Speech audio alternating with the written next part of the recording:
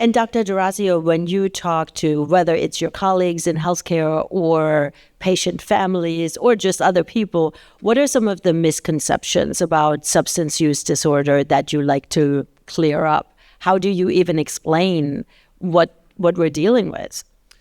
So as you can see, the Docuseries, I talked about chronic medical disease. Addiction is a chronic medical disease. And that's what I really focus my efforts on. I think a lot of people, whether it's the public or even people who are medical professionals, I think people really think that a use disorder is a moral failing. Like they have decided to go down this path and this is where they want to be. And they just need to decide to stop using this drug. And I think I've been trying, and this is sort of a daily effort for me, is to explain to people that actually this is a chronic medical disease just like diabetes is. Mm-hmm. And just like Callie said, she wanted to not use. Just wanting isn't necessarily your way out. That's like trying to tell your pancreas to make more insulin because you have diabetes, right? That just can't happen.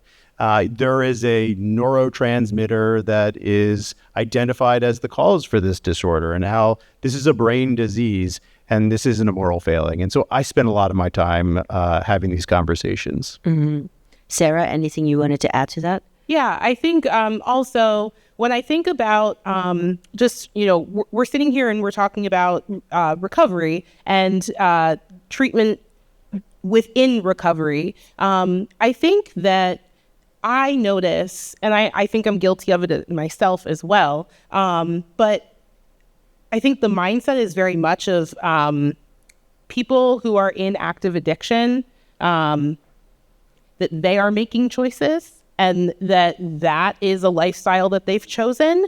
And I think that's the piece that the general public, in my experience, doesn't always understand, that there are a whole cascade of things that can lead a person to a certain situation, and that when a person is starting to go through the journey of recovery, like Callie has said many times, there are missteps. There are, you go backwards a little, you go forwards a little, and it can look different for everyone. And so I think that's the bigger piece that oftentimes the public doesn't see, is that, people might be in one place one day, but that can change the next day for a host of reasons. And both of you have talked about your stories.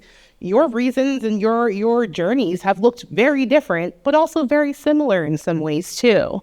But still, here you both are, sitting here across from us, right? Like right next to us. And that proves that no matter what your past is, no matter what your journey is, you are worthy of it.